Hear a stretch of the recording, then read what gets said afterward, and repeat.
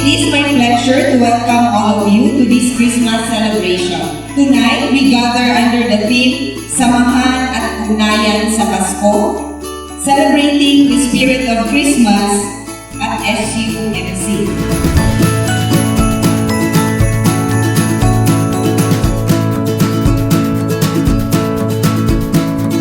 Napakaganda at napakagwapo ninyong lahat ngayong gabi.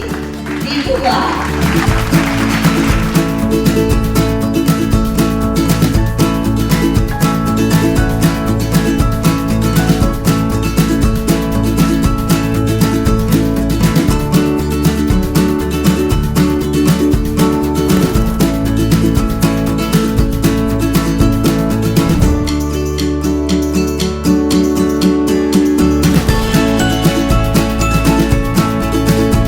Kayo po ang nagbibigay buhay at lakas sa ating ospital.